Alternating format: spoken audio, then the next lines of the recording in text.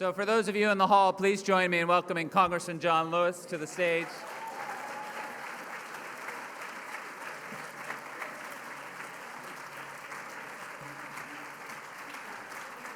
You can have a seat.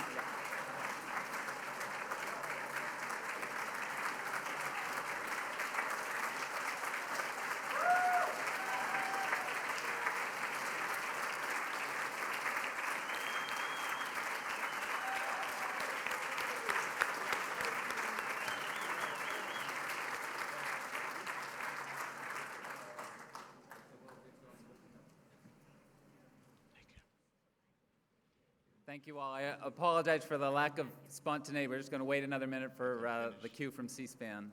But we're so appreciative, obviously, to have such a wonderful audience here in the hallway, and then through C-SPAN to have a national audience. So I'm going to just wait for the cue, and then we'll be on our way. And as I mentioned, we will,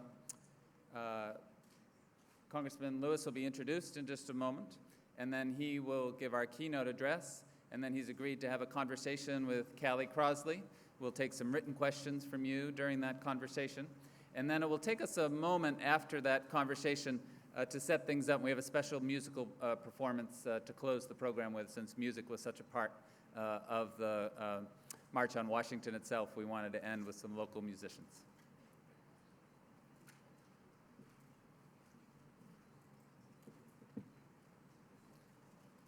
I think we can go ahead and put the website on the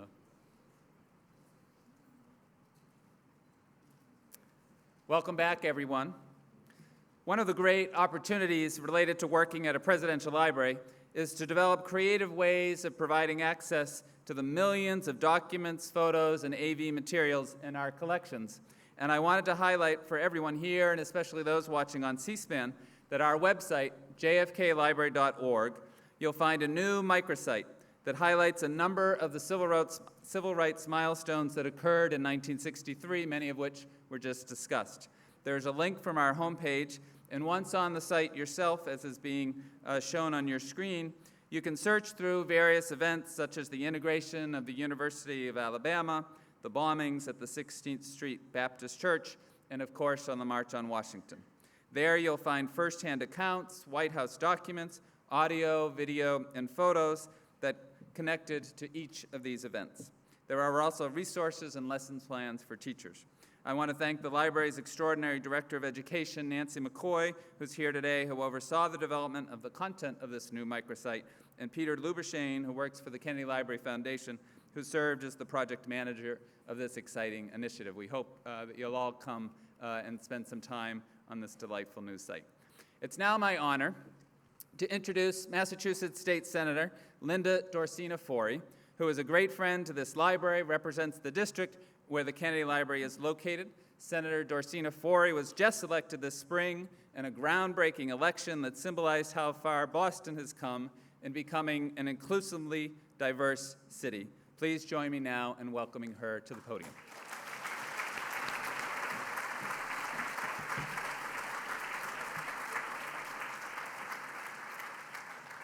Good afternoon, everyone, and welcome to all those watching on C-SPAN.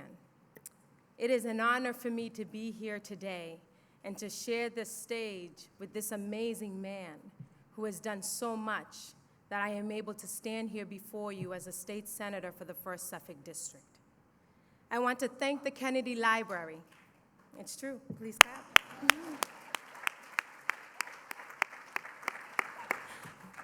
I want to thank the Kennedy Library for organizing this special conference and providing us the opportunity to relive one of the most important events in our nation's history. Today, we are in the presence of greatness, for Congressman John Lewis stands in the pantheon of courageous civil rights leaders alongside Frederick Douglass, Rosa Parks, Dr. Martin Luther King Jr., U.S. Supreme Court Justice Thurgood Marshall, and Ruby Bridges.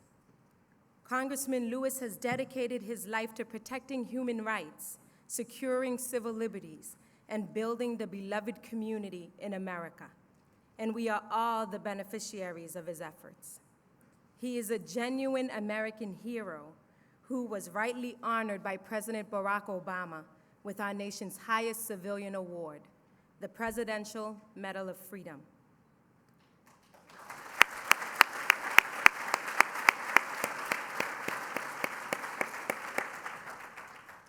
The son of sharecroppers, Congressman Lewis grew up on his family's Alabama farm and attended segregated public schools. As a young boy, he was inspired by the activism of the Montgomery bus boycott and the words of Reverend King, which he heard on his family's home radio. As a college student, he was involved in the sit-in demonstrations at the segregated lunch counters in Nashville, Tennessee, and was soon elected chairman of the Student Nonviolence Coordinating Committee, which was responsible for organizing student activism and grassroots campaign throughout the South.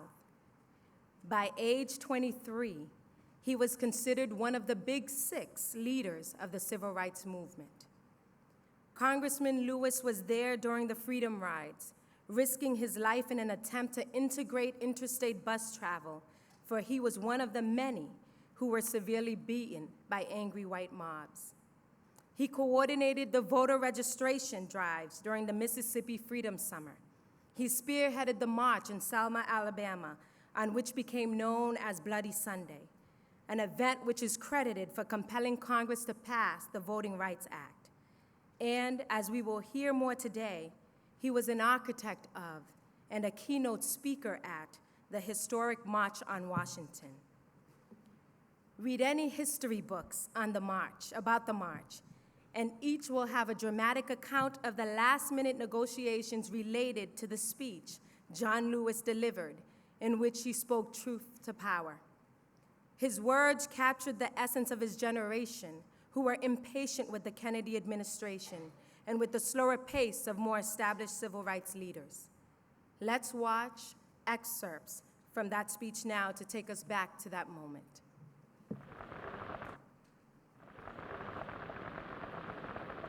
My friends, let us not forget that we are involved in a serious social revolution. By and large, American politics is dominated by politicians who build their career on immoral compromising and allow themselves an open form of political, economic, and social exploitation.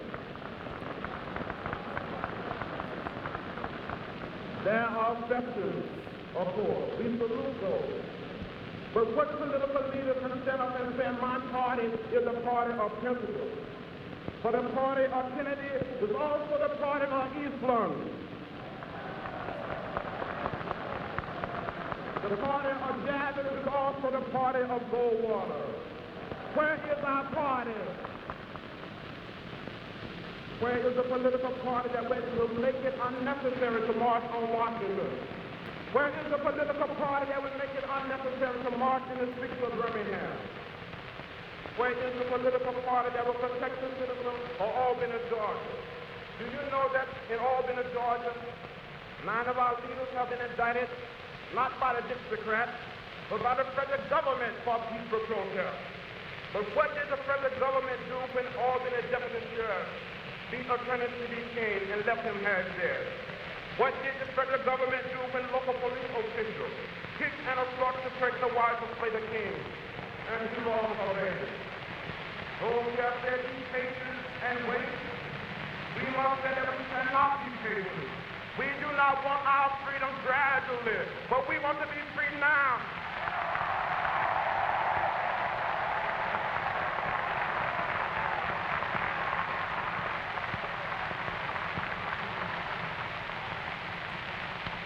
We are tired.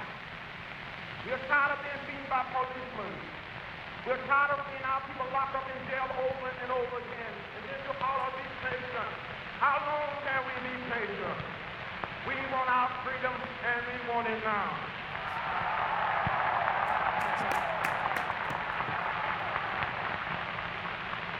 We do not want to go to jail, but we will go to jail if this is the price we must pay for love, brotherhood, and true peace. I appeal to all of you to get in this great revolution that is sweeping this nation. Get in and say to speak for every city, every village and hamlet of this nation until true freedom comes, until the revolution of 1776 is must get in this revolution and complete the revolution. Or in the Delta, Mississippi, in Southwest Georgia, in the Black Belt of Alabama, in Harlem, in Chicago, Detroit, Philadelphia, and all over this nation, the black masses are on the march for jobs and freedom.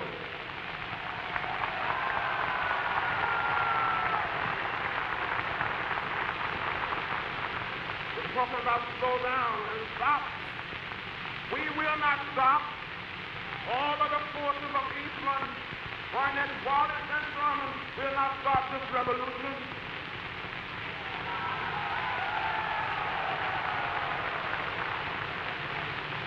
If we do not get meaningful legislation out of this Congress, the time will come when we will not confine our march into Washington.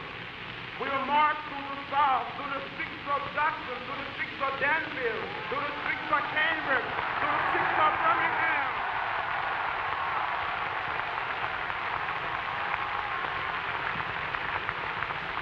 But we will march with the spirit of love and with the spirit of dignity that we have shown here today.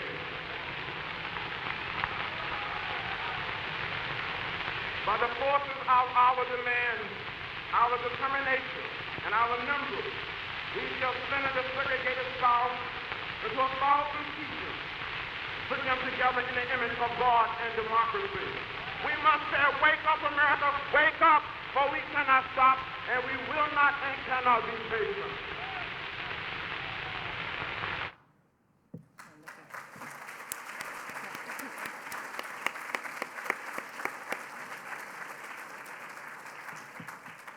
We will hear more from Congressman Lewis about this dramatic day in our nation's history in a moment. But I should note first that he has co-written a new autobiographical graphic novel entitled March, which is on sale in the library's bookstore. Always on the cutting edge, even in his 70s, Congressman Lewis is the first member of Congress to ever write a graphic novel.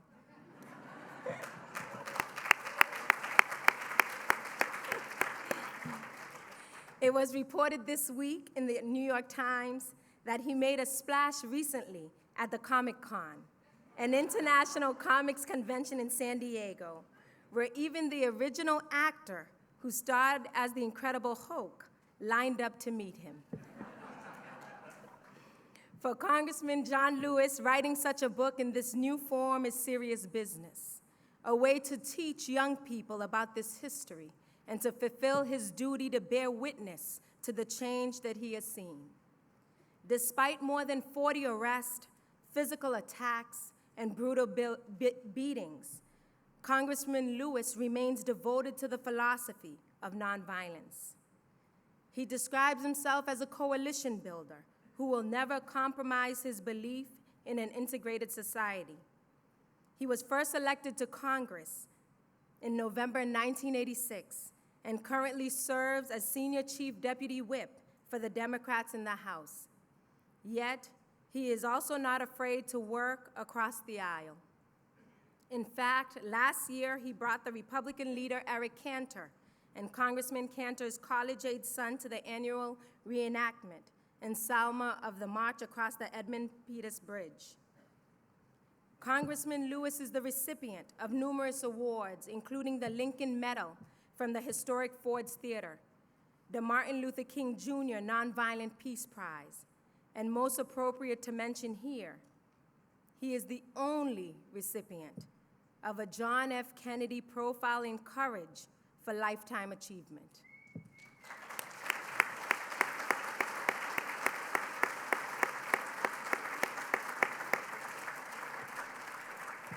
Let me conclude my introduction with a few words from the 2001 Profile in Courage Awards ceremony. On that occasion, Caroline Kennedy stated that her family and the Kennedy Library Foundation were honoring Congressman John Lewis, not for a simple act, but for a lifetime of courage, not for a moment of bravery, but a career of conscience. John Lewis has walked with the wind. She continued, each act of courage a footstep in our long journey towards a beloved community. He has been steadfast in his dedication to the dream of an integrated society, and worked for over 50 years to make sure that everyone, every vote counts, and every voice is heard. Senator Edward M. Kennedy lauded Congressman Lewis as a courageous leader who never stopped believing in the ideals of the Constitution and the Declaration of Independence. As a man of towering physical and moral courage who has accomplished what so many others would fear to try. And as a legend who has asked America to be all it could be. In accepting the award, Congressman Lewis stated, "Courage is a reflection of the heart. It is a reflection of something deep within the man or woman or even a child who must resist and must defy an authority that is morally wrong. Courage makes us march on despite fear and doubt on the road toward justice. Courage is not heroic, but as necessary as birds need wings to fly. Courage is not rooted in reason, but rather courage comes from a divine purpose to make things right. We, and I mean countless thousands and even millions of Americans, changed old wine into new. We tore down the walls of racial division. We inspired a generation of creative, nonviolent protests, and we are still building a new America. As we begin a new century, we must move our feet, our hands, our hearts, our resources to build and not to tear down, to reconcile and not to divide, to love and not to hate, to heal and not to kill. I hope and pray that we continue our daring drive to work toward the beloved community. It is still within our reach. Keep your eyes on the prize. Ladies and gentlemen, we are truly in the presence of greatness, and I am just so honored to be here, and I ask all of you to join me in welcoming a hero in the cause of advancing civil and human rights, our own Congressman John Lewis.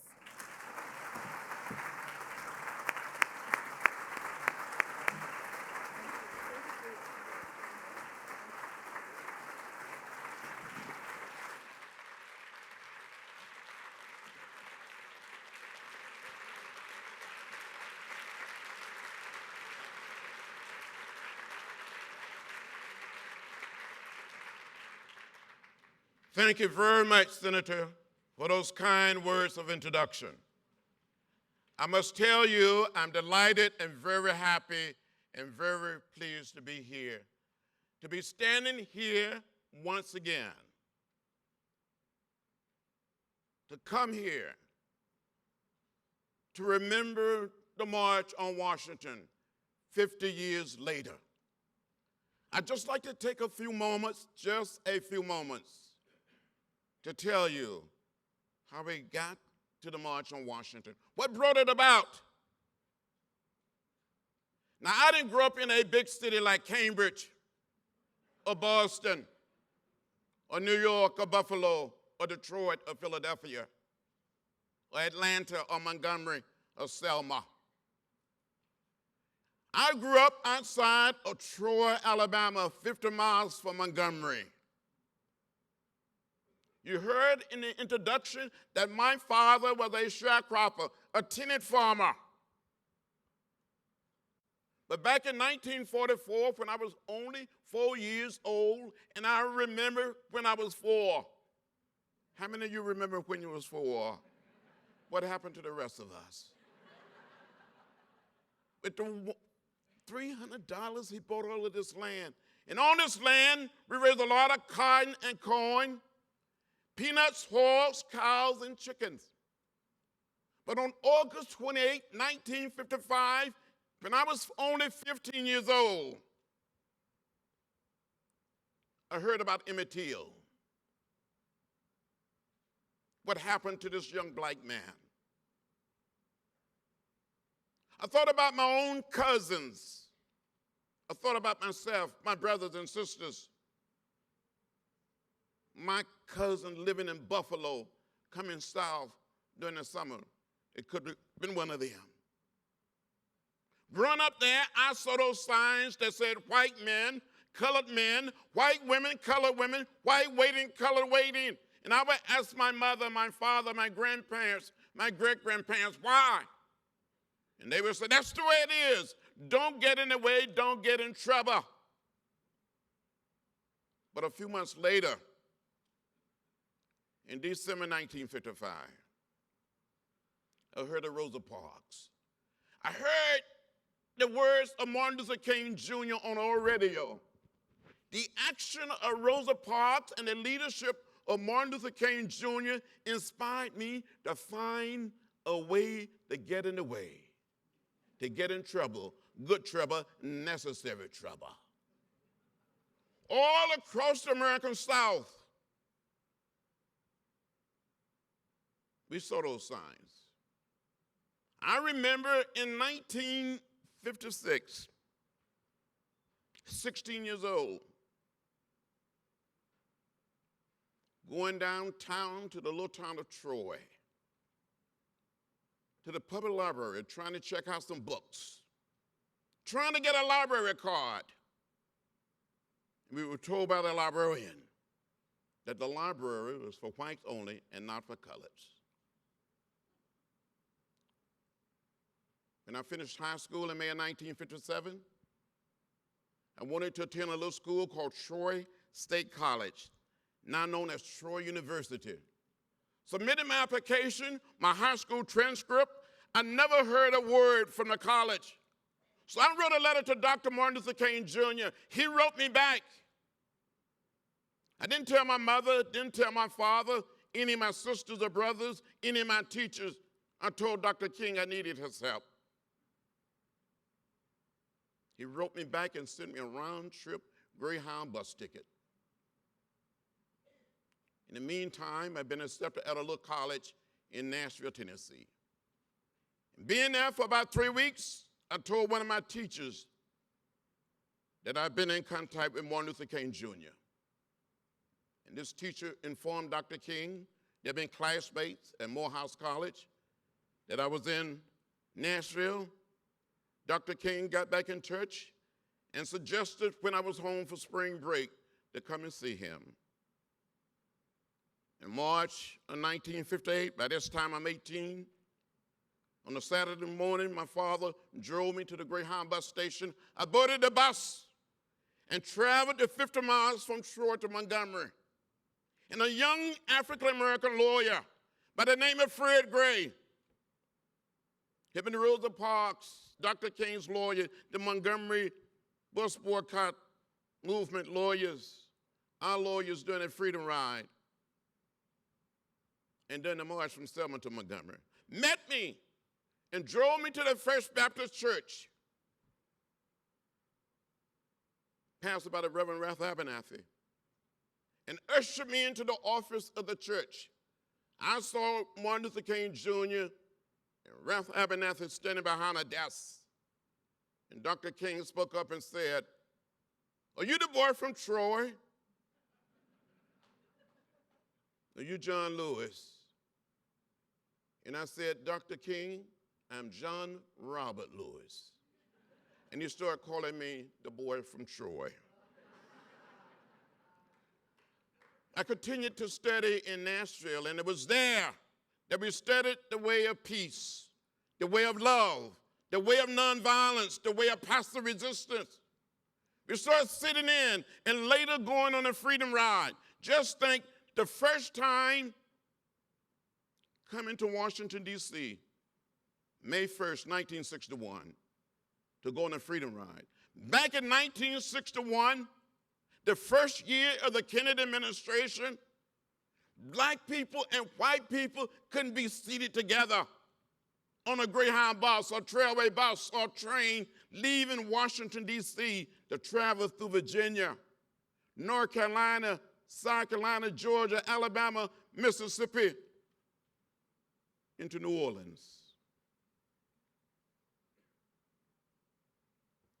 We were met by violence in Rock Hill, South Carolina, in Anniston, Alabama. An angry mob met us at the Greyhound bus station in Montgomery. And if it hadn't been for Robert Kennedy and President Kennedy, some of us probably would have died on the streets of Montgomery or in that same church where I first met Dr. King and Reverend Ralph Abernathy, because the mob tried to burn down the church. Why the March on Washington? How did we get there? All across the South in 62 and 63, people were arrested, jailed, and beaten. Hundreds and thousands of people went to jail. Governor George Wallace, the first part of 1963, has stood on the steps of the Capitol to take the oath of office. He said, segregation now, segregation tomorrow, segregation forever. Martin Luther King Jr., Ralph Abernathy, Fred Shuttleworth, and hundreds of ministers and local and indigenous people started a campaign in Birmingham. Students have been arrested in Nashville, in places in Mississippi. Bull Connor, the police commissioner, had used dogs and fire hoses on little children. The American people didn't like it. We didn't like it. In many parts of the South, people were afraid to be afraid. They were demanding action on the part of the Congress, on the part of the President of the United States of America. In June of 1963, a small group of us met with President Kennedy. And in that meeting, A. Philip Randolph, this prince of a man, the dean of black leadership, spoke up. And he said in his baritone voice, "Mr. President, the black masses are restless, and we're going to march on Washington." You can tell by the body language of President Kennedy. He started moving in his chair. He didn't like hearing that people were going to march on Washington. He said, "Mr. Randolph, if you bring all these people to Washington, won't there be violence and chaos and disorder, and we will never get a civil rights bill through the Congress?" Mr. Randolph responded and said, "Mr. President, this will be an orderly, peaceful, nonviolent protest." We left that meeting with President Kennedy. We came out on the lawn of the White House and spoke to the media and said we had a meaningful and productive meeting with the President of the United States. We told him we were going to march on Washington. A few days later, the 6 of us, including A. Philip Randolph, James Farmer of CORE, Roy Wilkins of the NAACP, Martin Luther King Jr. of SCLC, and Whitney Young of the National Urban League, met in New York City at the old Roosevelt Hotel. And it was in that meeting, after a little lobbying and trying to come together, some people said and suggested that Boyd Rustin should be the chair of the march, but some of the leaders, for different reasons, didn't want Boyd to be the chair. It was obvious. They thought the Southern senators would make an issue of it. So Martin Luther King Jr., James Farmer, and myself came together and we caucused. And we said, let's pick A. Philip Randolph. He's the most respected person in this group, and let him pick Boyd as his deputy. And that's exactly what happened. That is a true story. I was there. I know what happened, and I know how it happened. There was a young lady by the name of Rochelle Horowitz who was selected to work with Boyd and work with A. Philip Randolph. She became the person you can call at any time of day, any time of night, and say how many people will be coming from Boston, or New York, or Philadelphia, or from New Orleans, or Atlanta, or Raleigh, or Durham. But in the meantime, we made a decision to invite 4 major white religious and labor leaders to join us in issuing the call for the March on Washington, including Eugene Carson Blake of the National Council of Churches, Matthew Armand of the National Catholic Council for Racial and Social Justice, Rabbi Jahon Prince of the American Jewish Congress, and Walter Reuther of the UAW Union. And the 10 of us issued the call for the March on Washington. We mobilized America. We traveled all across our country. As a matter of fact, we had a benefit at the Apollo Theater to raise money to provide transportation by way of a train to bring people out of the Deep South to Washington. Church groups, labor groups, student groups, religious groups, all came together to turn people out for the March on Washington. On that action day, on the morning of August 28, 1963, the 10 of us came to Capitol Hill. 9 of us stayed. Before coming to Capitol Hill, we left the Capitol Hilton Hotel on 16th and K. Dr. King stayed at the Willard Hotel. We came up to Capitol Hill early that morning. We met with Democratic and Republican leaders on the House side. Then we went over on the Senate side and met with the Democratic and Republican leaders of the Senate. We concluded the meeting. We came down Constitution Avenue. We thought maybe we would have 50 or 60,000 people, but we looked toward Union Station, and there was hundreds and thousands of people coming from Union Station. The people were already marching. We were supposed to be the leaders. And it was almost like saying, there go my people, let me catch up with them. And that's what we did. We locked arms, and the sea of humanity pushed us toward the Washington Monument, on toward the Lincoln Memorial.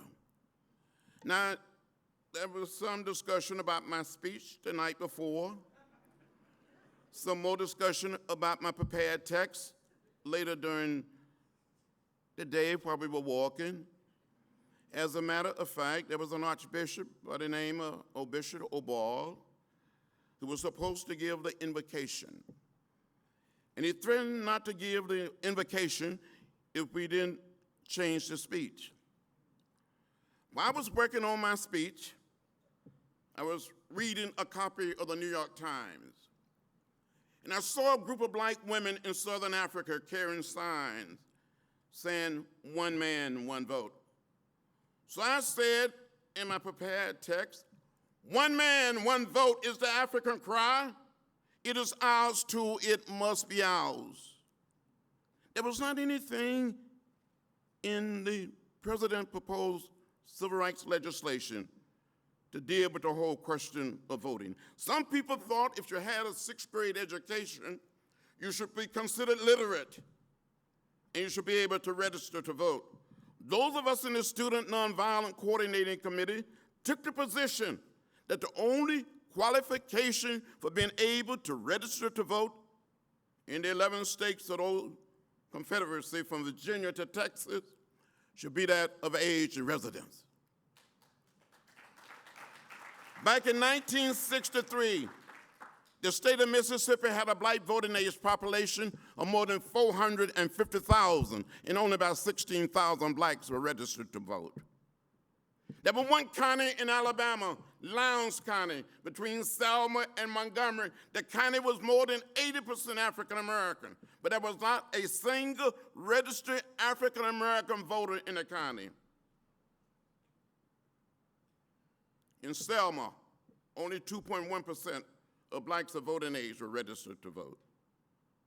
You had to pass a so-called literacy test. On one occasion, a man was asked to count the number of bubbles in a bar of soap, or count the number of jelly beans in a jar. People stood in an unmovable line.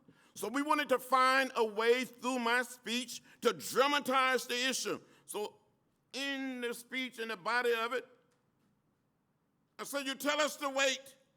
You tell us to be patient. We cannot wait.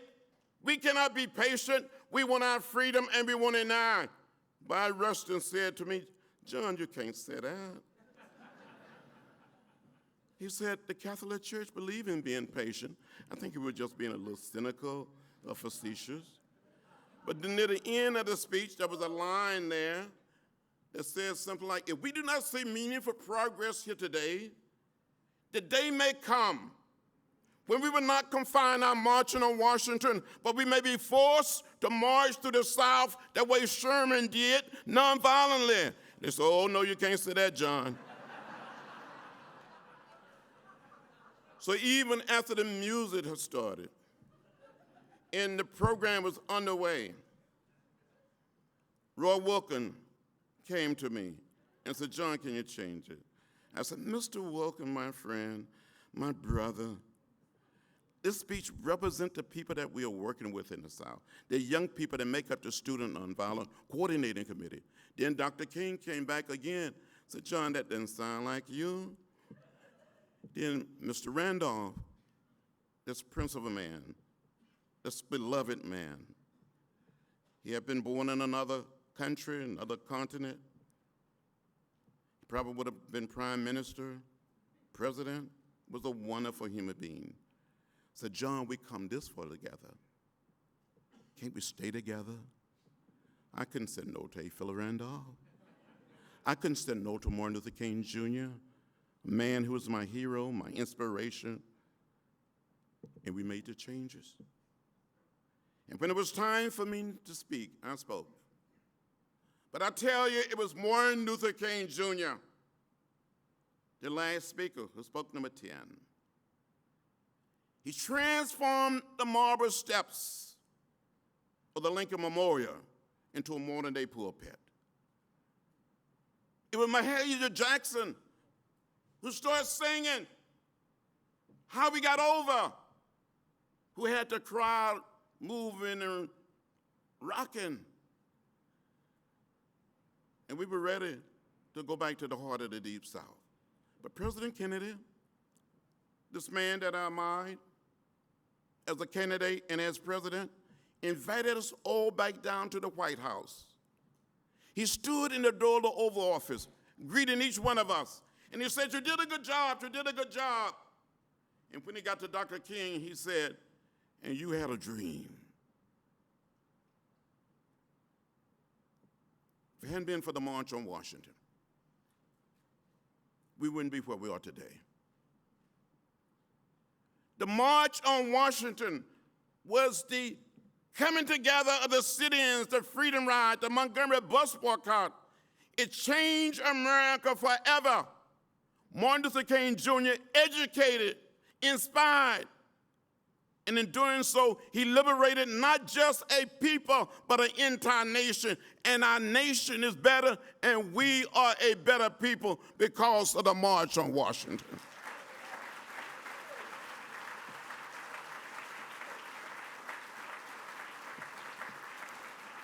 The people that came from the heart of the Deep South, the people that came from urban America were no longer afraid. The fear was gone. People stood up. People started organizing more. They dared to speak out. They dared to speak out. They dared to get in the way. So I think it's fitting here at this great place, 150 years after the Emancipation Proclamation, 50 years after the March on Washington, for us to pause. Because we're not there yet. We have not yet created a truly multiracial democratic society in America. It's not post-racial. People ask me whether the election of Barack Obama is the fulfillment of Dr. King's dream. I said, no, it's just a down payment. There's still too many people, 50 years later, there's still too many people that have been left out and left behind. They're black, they're white, they're Latino, they're Asian American, and Native American. If Dr. King could speak to us 50 years later, he would say, we are one people, we're one family, we all live in the same house, the American house. If A. Philip Randolph could speak to us today, he would say our foremothers and our forefathers all came to this great land in different ships, but we're all in the same boat now. So the message of the march must be that we must move forward and save this little piece of real estate. Save this little piece of the planet for generation yet unborn. Thank you very much.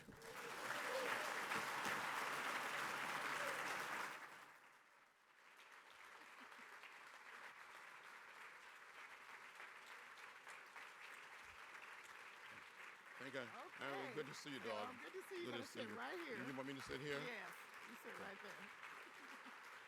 That was fabulous. Thank you. Good to see you. Thank you. Thank you for your work.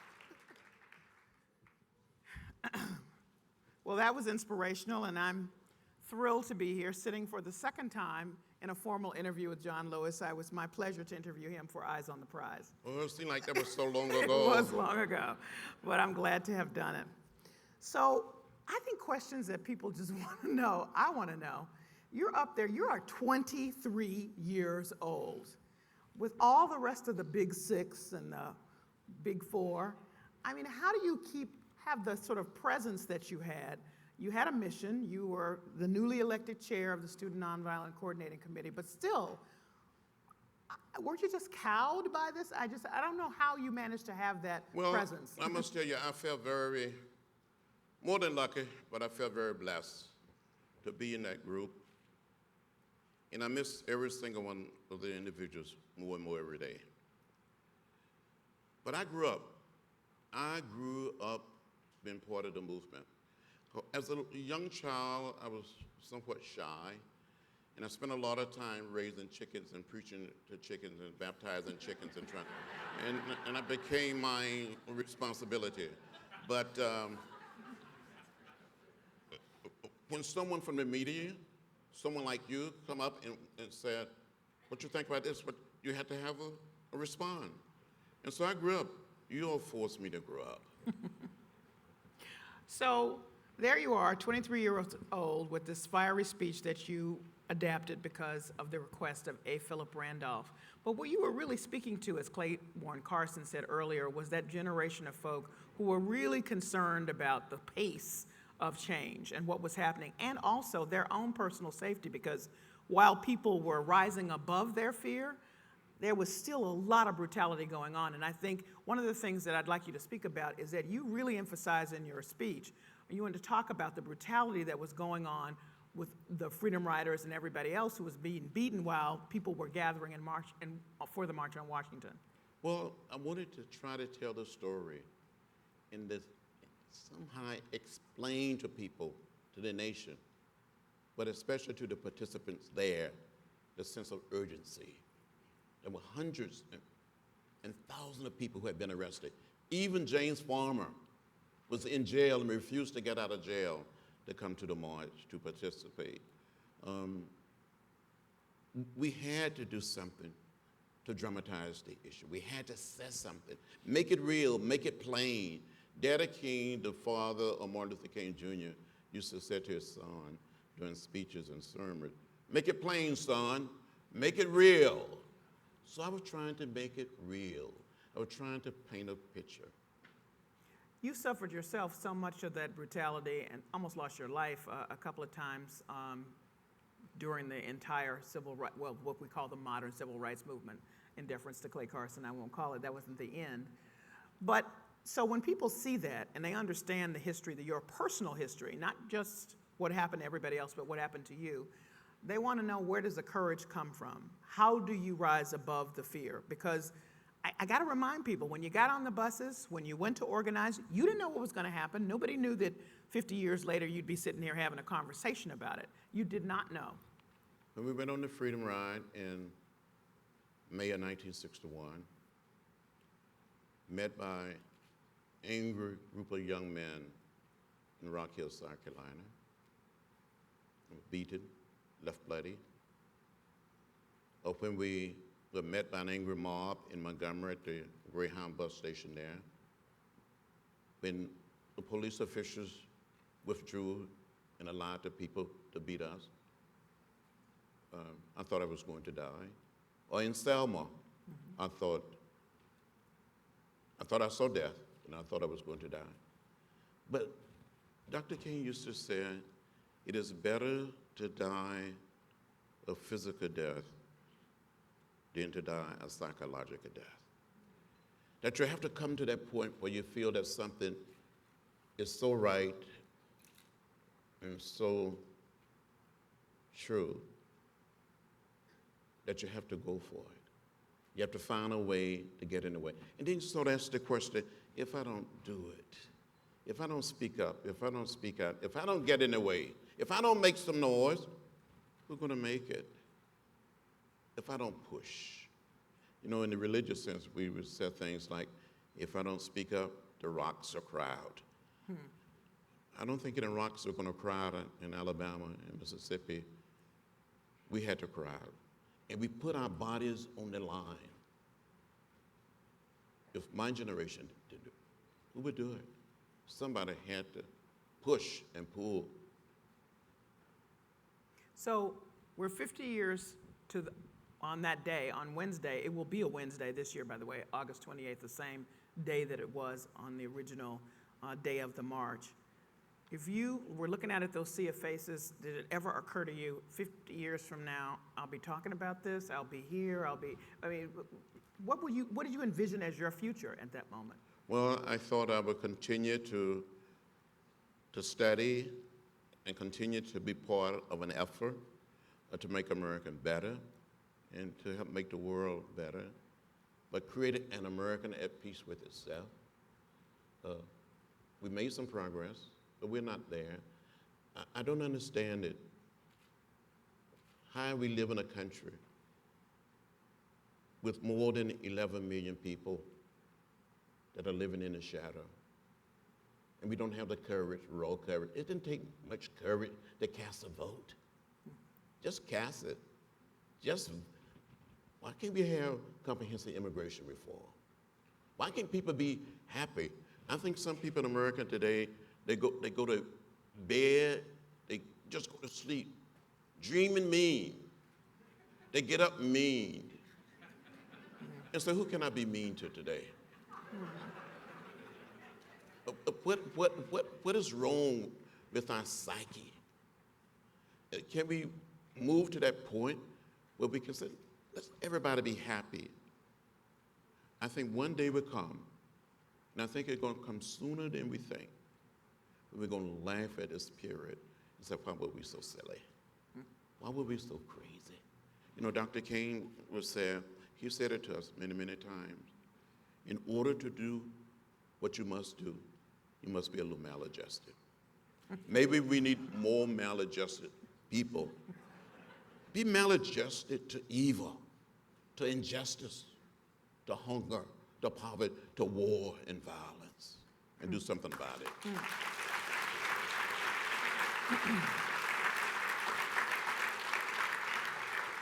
I once heard Andy Young speak about a time when he was younger and driving through rural roads of Georgia actually, and being followed, and he knew it was a bad situation. And he said, in that moment, if somebody could have frozen and said, you know, Andy Young, you'll be mayor of Atlanta later on, he would have gone, what? Yeah, right.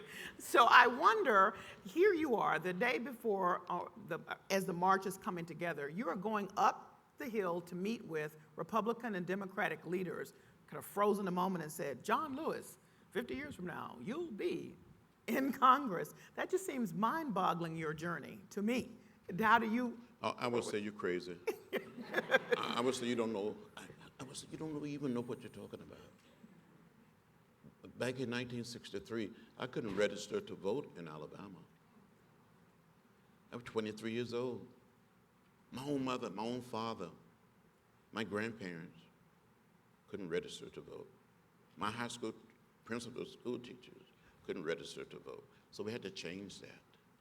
So when people said to me today, nothing has changed, I say, yes, come and walk in my shoes. So,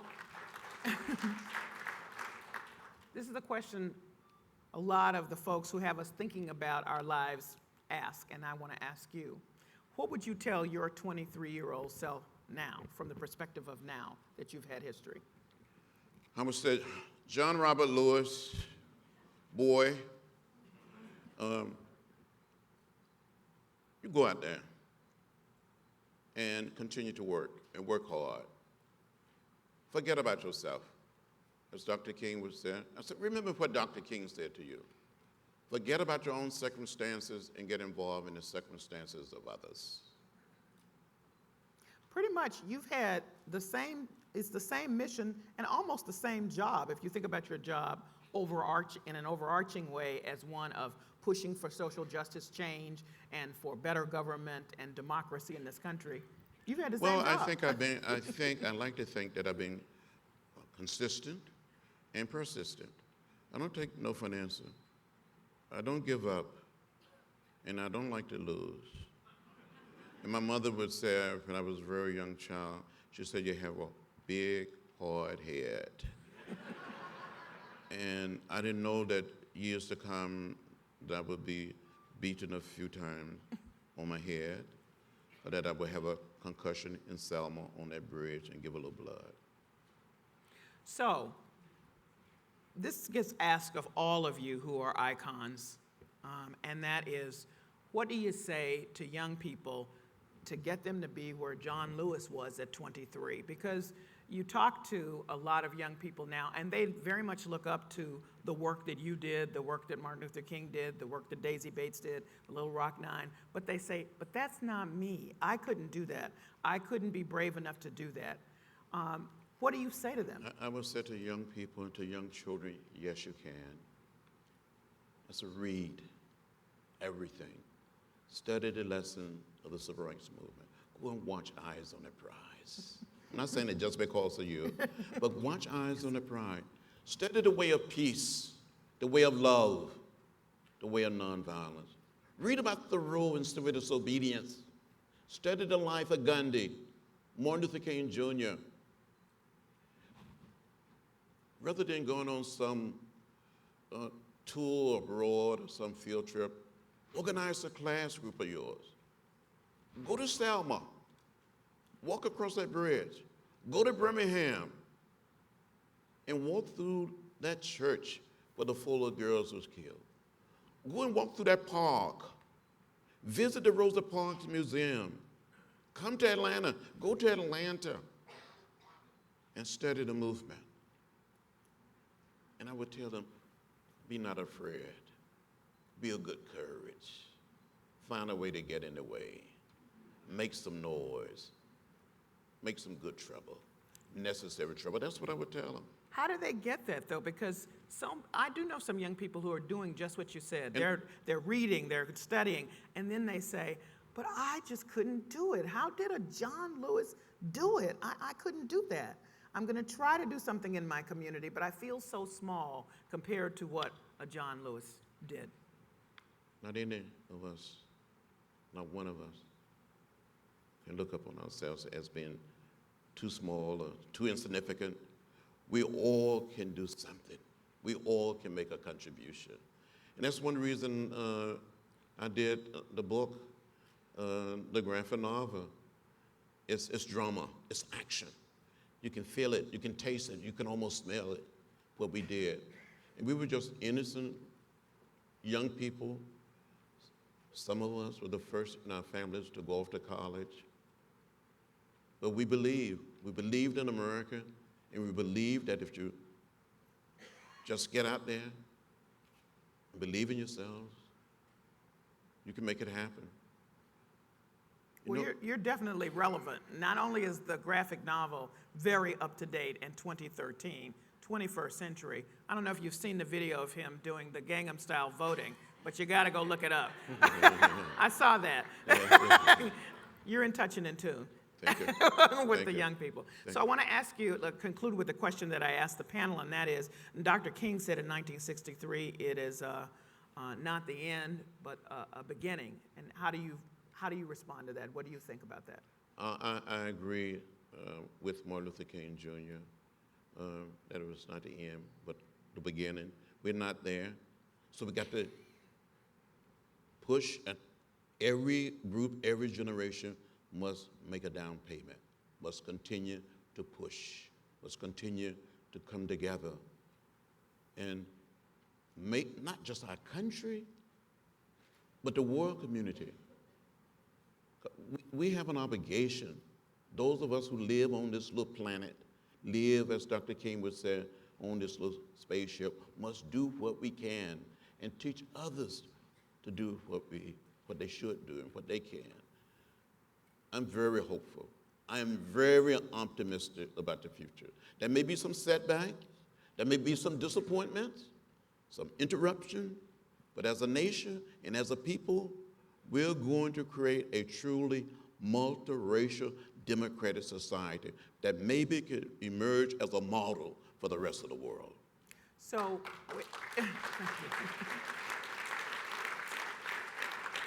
last question, and that is this. We know how we view your legacy, we who know you from the outside.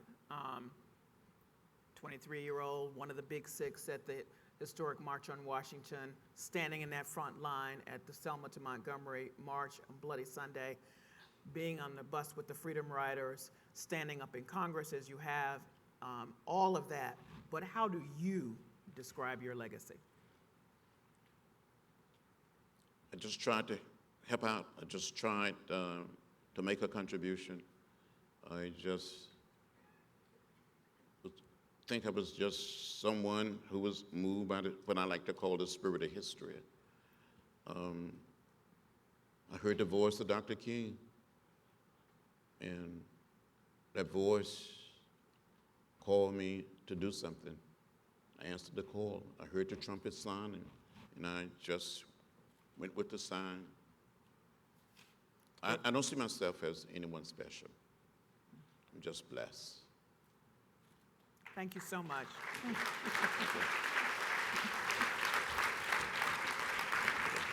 Thank you so much. Thank you. It's really- Good to see you again. Thank you. So should we go on? Do I walk off Yes. with you? He's going to take a picture of us, I think.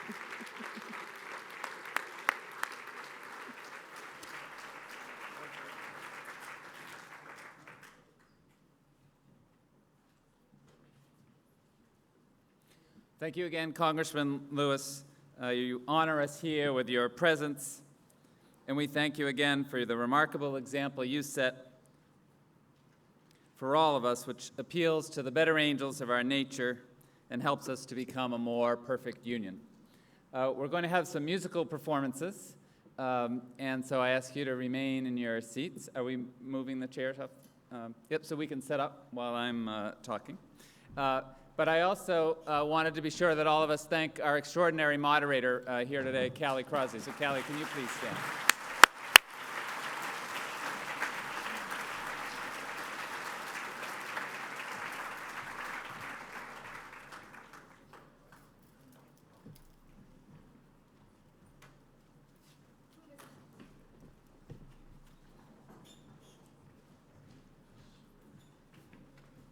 So as you all know, music played a large role in the march, and we want to begin with the Kumbha Singers from Harvard University. So it may take us a moment, but please join them in welcoming them to our stage. The Kumbha Singers from Harvard University.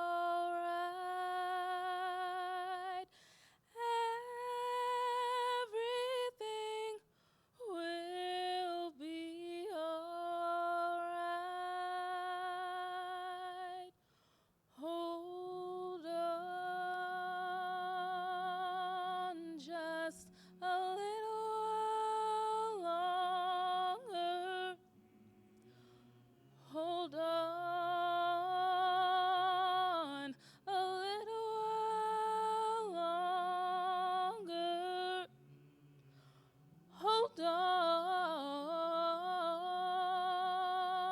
a little while longer. Everything will be alright. Oh, everything will be alright. We've gotta fight on a little while longer. Fight on a little while longer. Fight on, my brother, just a little while longer. And everything, it'll be alright. Oh, everything, it'll be alright. We've gotta pray on just a little while longer. Pray on a little while longer. Pray on just a little while longer, and know that everything is gonna be alright. Oh, everything is gonna be alright. Now, people, help me sing. Oh, just a little while longer. Just a little while longer.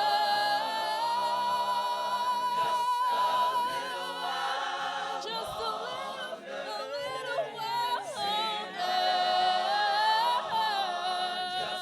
a little while longer, and know that everything is gonna be alright.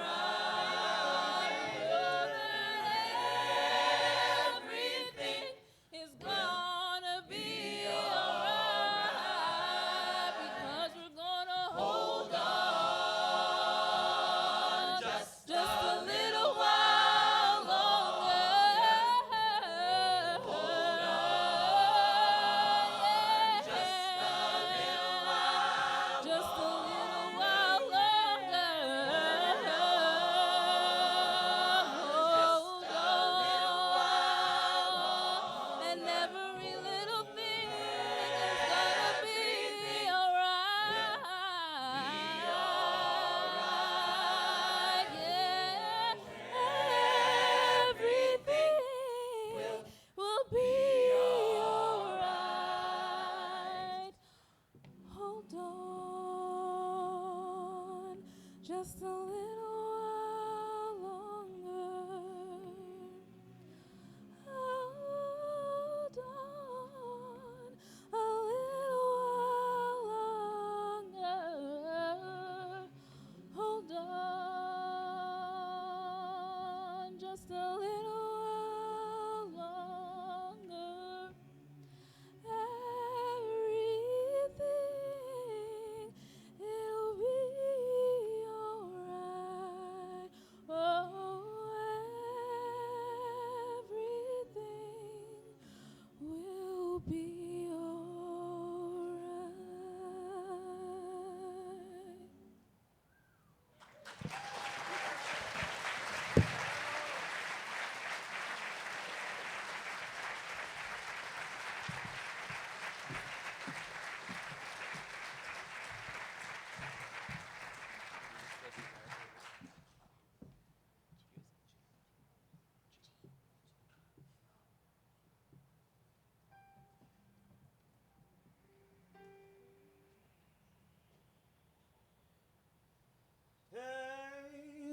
gonna let nobody Turn me round, turn me round, turn me round. ain't gonna let nobody Turn me round. I'm gonna Keep on a walking, keep on a talking, marching up to freedom land. ain't gonna let nobody Turn me round, oh no turn me round, turn me round. ain't gonna let nobody Turn me round. I'm gonna Keep on a walking, oh yeah keep on a talking, marching up to freedom land. Well, let me tell you about a man named Moses and his battle with Pharaoh. After hundreds of years of captivity, said it was time to let my people go. So we let God's children out of Egypt land, but as far as the Red Sea. And he forged ahead, as he said, not even an ocean can stop me. I ain't gonna let nobody Turn me round, no, no, no. turn me round, Ain't gonna let nobody turn me round. I'm gonna Keep on a walking, said I'm gonna keep on a talking, yeah. marching up to freedom land. Oh, sometimes you feel like you're all alone, like nothing ever goes your way. And you're scared because you don't know what tomorrow may bring. Listen up to what I have to say. You can make it cause it told you that you're never alone, no matter the time or the place. If you never give up and you never give in, I know we can win the race.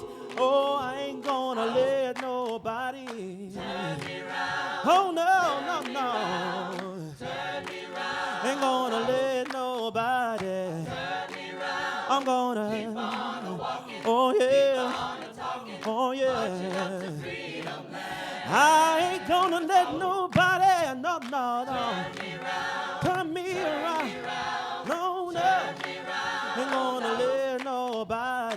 turn me round. So I'm gonna Keep on a walking, walking, keep on a talking, talking, keep on a fighting, fighting, keep on a praying, praying, keep on a hoping, hoping, keep on a singing, singing. marching up to freedom. And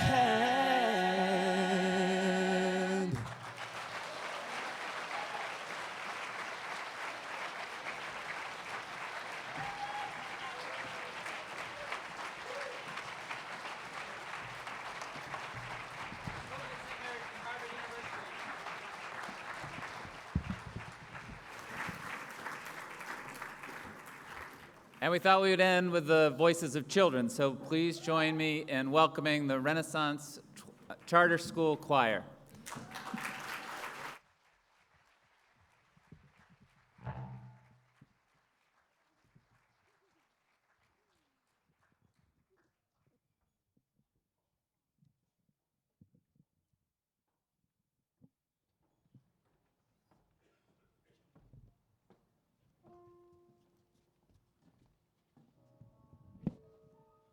Good afternoon, everyone. How's everyone doing? Doing okay? So we're the Voices of Renaissance from the Boston Renaissance Charter Public School. On behalf of our superintendent, Dr. Roger F. Harris, thank you so much for the invitation. It's so good to see you again. These students performed for President Barack Obama at the White House in 2011 and 2012. We've been to the Martin Luther King Memorial in Washington, D.C. 3 times, right? Is that right? And one of the songs that we're going to sing today, the first one, Everything You Touch is a Song, is a song that we sang at the memorial. Everything You Touch is a Song.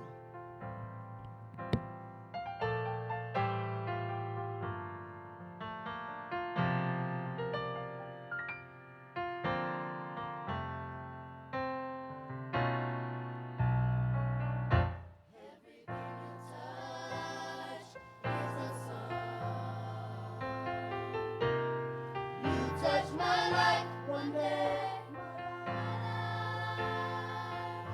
And all of my burdens, they roll away. You touched a song that even the beast couldn't harm. Everything you touch is a song. everything you touch. Is a song. You touched my life one day. And all of my burdens, they just roll away. You touched the song that even the beast could harm. Everything you touch. You touched the bird. And that's the song. The bird started to sing. You touched the lion. And the lion began to roar. You touched the bell. And the bell started to ring. If you listen real close, everything in nature sings. Oh,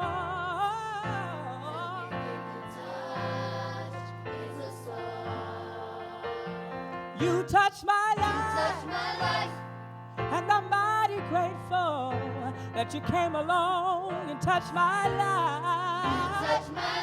I'm mighty grateful that you came along and touched my life. You touched my life. You.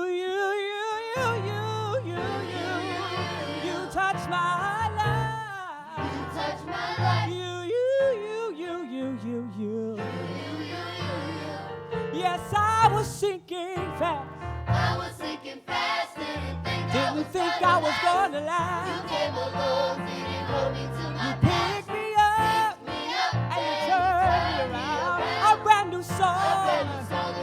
You touched my life. I was sinking fast, didn't think I was gonna last. You came along. Didn't hold me to my You picked me up and you and turned me around. A brand new song. You touched my life. You did it. You did it, yeah. You touched my life. Yeah. You did it, Lord. I was sinking fast. Put your hands together. You came along.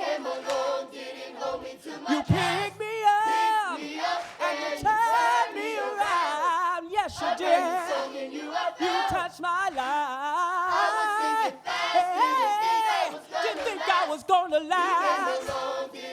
You picked me up and you turned me around. Oh, yeah. You did it, yes, you did. And I want to thank you. You touched my life. Oh, yeah.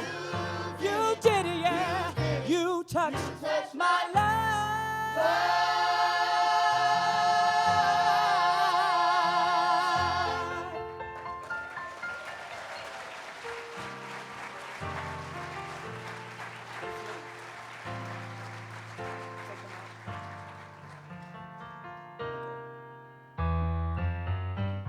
This is a song that I wrote. It's called Today I Will Be Great.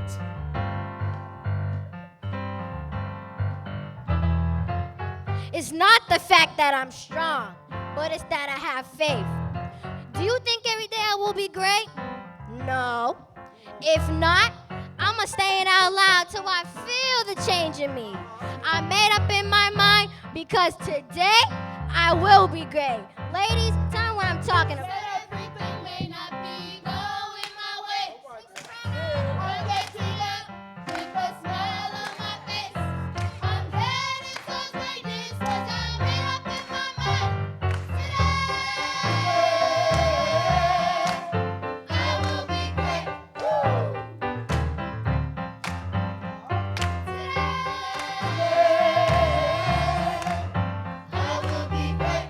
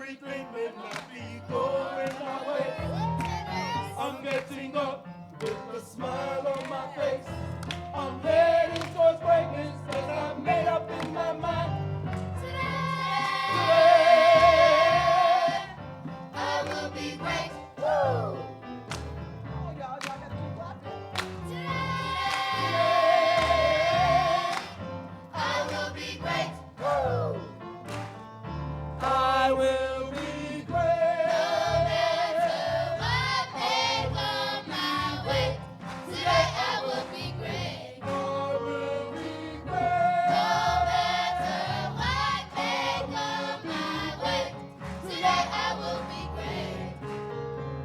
Today said everything may not be going my way. I'm getting up with a smile on my face. I'm headed towards greatness 'cause I made up in my mind. I'm headed towards greatness 'cause I made up in my mind. I'm headed towards greatness 'cause I made up in my mind.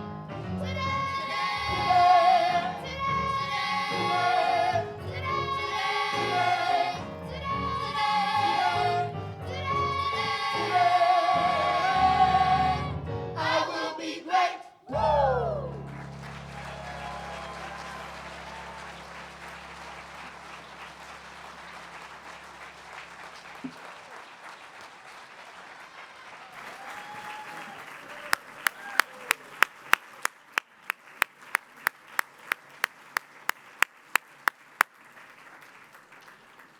Well, I hope all of you, like me, lives were touched today, and we leave this feeling recognizing the greatness within and the importance of the work that has to be done. Thank you all so much for coming.